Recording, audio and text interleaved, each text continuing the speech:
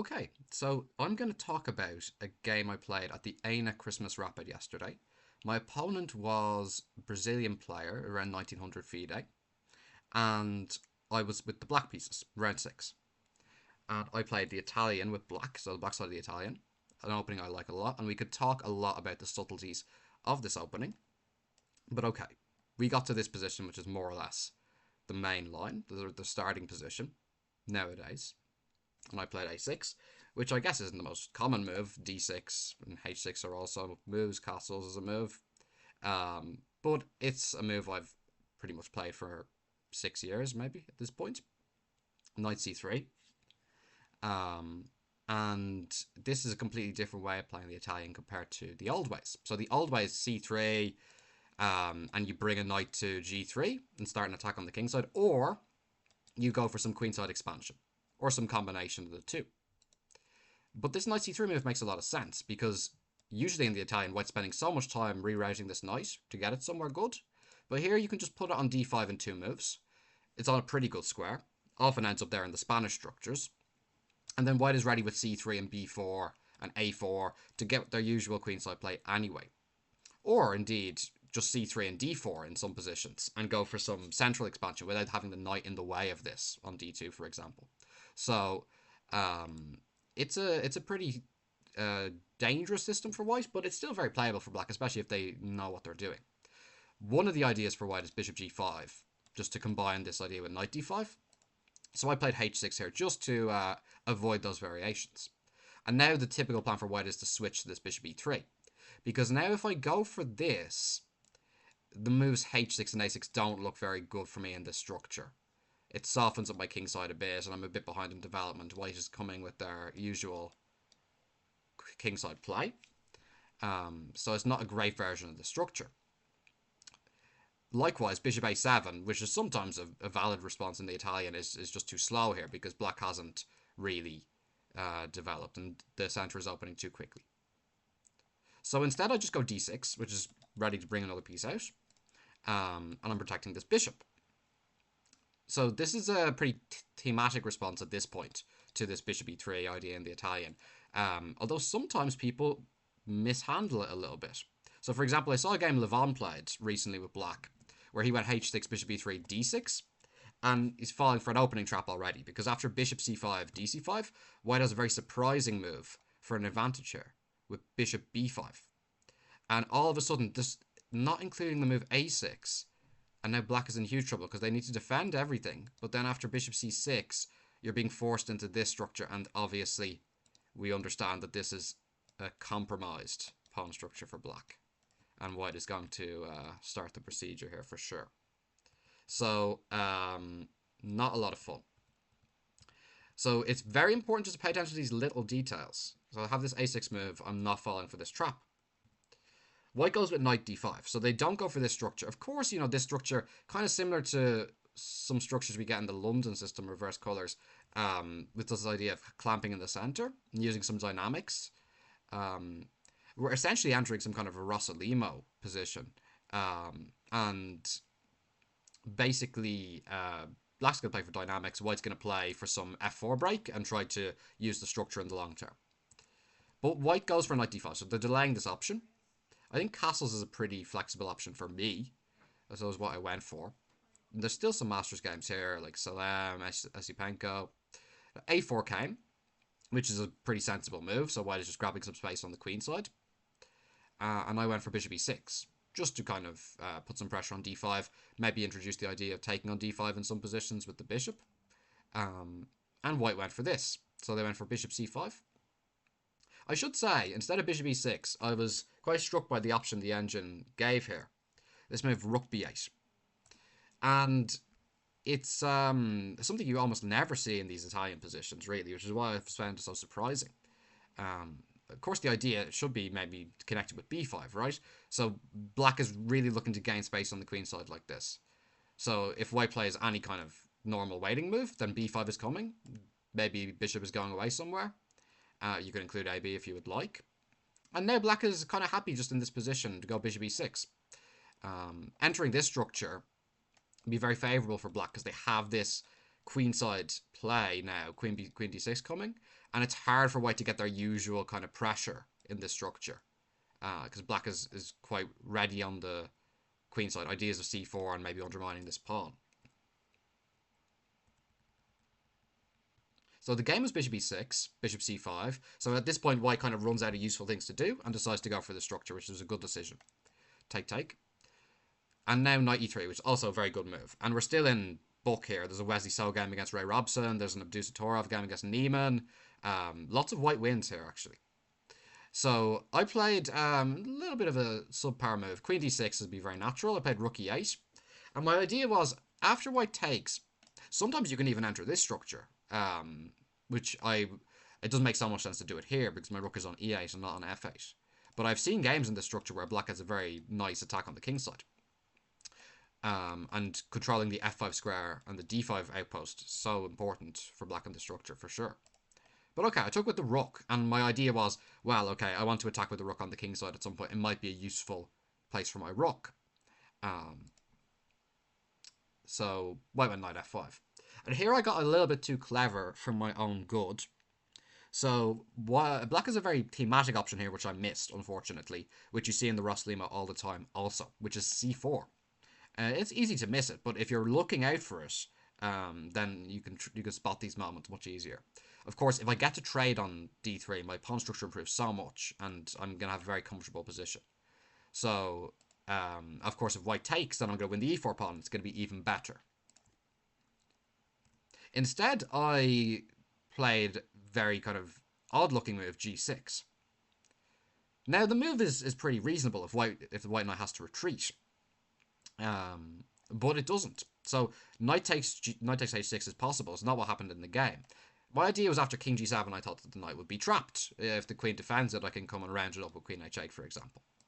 But I did see this knight g5 move, although I think I only expected king takes h6, knight takes e6 in my beleaguered state. But unfortunately, after king takes h6, white has knight takes f7. Better than taking the rook. So here I'm in big trouble because after the rook moves, the knight can come back to g4. Now, although the pawn I lost isn't the most important pawn in the world, I don't really have very much compensation for it. And white would have just an extra pawn. So, unfortunately, not the perfect game. Knight e3. And here another little mistake came. So, I think one of the big learning points from this game is black is looking to at least keep options open of going for the b5 break. What I was quite concerned about was that white would play a5, which, well, at least I thought might restrict my option to play b5, and I was a little bit nervous in the future of some rook showing up on b3 and getting in some sort of structural danger. However, if white plays a5, it's not impossible that I can play b5 anyway in the future. And indeed, the engine says you can play b6, and okay, at least here I'm keeping the option open to go b5 at some point and just deprive the knight of the c4 square. Instead of this, I played a5. And this is really limiting what I can do on the queen side, which makes white's life a little bit easier to maybe start going for some knight d2 and playing for some f4 ideas. Because if white can get in that f4 break, they're just securing a very nice pawn chain here in the center, opening the f5 for some counterplay, and leaving me with some bad pawns in a position that's starting to open up. And some weak light squares, if I have to play b6, for example. So, knight c4 came, which I don't think was quite ideal. I guess the knight here had to start coming around like this. Here I started playing quite well. Basically, I thought that with the center quite shut, these dynamics, I can start to play for an attack on the king side. So I went for knight h5. So again, with these attacks, I'm always trying to prioritize flexibility. So I can go for some knight f4, but I'm not really committed to that. I'm opening up f5 as an option at some moment. So I've also got g5 in some positions. So I've got combined ideas. And that's very difficult to defend against. Queen d2. Here I played a top move again, king h7, which is very, very, very nice because I'm keeping option open to maybe bring the knight back around, or, as we see in the game, maybe to use the rook on the g file. Queen e3. And okay, I could play b6 here. I play queen e7 just to give my rook the possibility to come into the game. And now h3 from white, which is a little bit naive, I guess. And I played a strong move here. So rook g8. Again, like it's very natural just to go for something like f5 here if you want to start attacking. But I thought with rook g8, I'm just keeping options open. I have f5. I also have g5. I can react to what white does. So depending on what move white plays, I can play f5, I can play g5, I can play knight f4. I haven't committed to anything yet. So this sort of move is very unpleasant for your opponent to face because it's not entirely clear what white's plan is. And they see very well that you might be going for them with g5, g4 or f5, but they're not really sure which idea to react against. So white went king h2. So I'm kind of happy all my pieces are on good squares now. So basically I decided it's time for some pawn break. The question is whether to go g5 or f5. I considered f5 quite strongly. I guess it was the most natural move. And I thought white would take and go g3. And I wasn't quite sure here. I mean, f4, I was worried about queen e4. And even though I can hide my king on h8, the queen on e4 sits pretty well. And it at least wasn't clear to me that I would be breaking through there. For example, even g4 possibilities for white.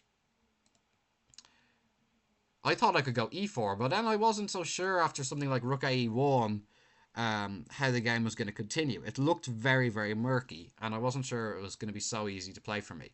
Although the position does resemble some kind of King's Indian positions you often get with black. So instead of this, I went for a plan that felt more natural to me, which was g5. The question for white in these positions is, can they absorb g4 and this kind of stuff? Can they break in the center? If they can absorb the pressure positionally or break in the center, usually white is going to be doing quite well. I was kind of hoping that they wouldn't be able to. So they went g3. And, I mean, I went g4. I think it's the only move I was really considering. Just to open up the g-file for my rook. So white went knight h4, which is probably a very good move. Better than taking on g4, because now they're coming to f5. But okay, I noticed here I can take advantage of the weakness of the last move with knight d4. And now I'm just tickling here as well, and I'm protecting the f5 square. White played knight f5, which was a mistake. And now the game really swung. White should have played rook ac1 just to defend the pawn, absorb the pressure, and keep, again, their options open. But instead they went knight f5. And here I played queen f6, so I'm just reinforcing here, and I'm threatening to take here and take a pawn. So white went for hg4, inviting my rook in. And now they're feeling the pressure here on the knight, so they made a very human decision just to capture here. But it is the fatal decision. Because after cd4, the queen all of a sudden must retreat. And when it retreats to e2, I have quite a strong follow-up, which the engine doesn't see at first, but I think if you give it some time, it does spot it. There's many things here that are crushing for black, because black has so many pieces in the attack all of a sudden. This is really what I was playing for. And white pieces don't make so much sense. But okay, you can pause the video if you'd like to spot the most forcing win for black here. So okay, queen h4. A very weird idea, kind of rare idea. Of course, if takes, I've just got this knight here, which is doing a very nice job. And then after king g2, I'm chasing the king. And then I've got this one or I've got this one. And that both of those are going to be good enough. So, yeah, after rook g6, I guess queen g4 is there. So the more accurate way is knight f4 even. But okay, I kind of expected that if queen g4 is the best move for white, I should be doing okay.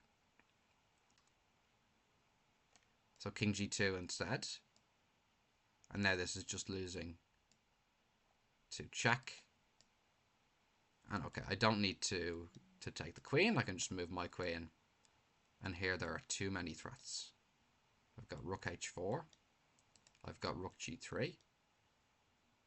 So after rook h1, rook h4, my opponent resigned. All right. Thanks for watching.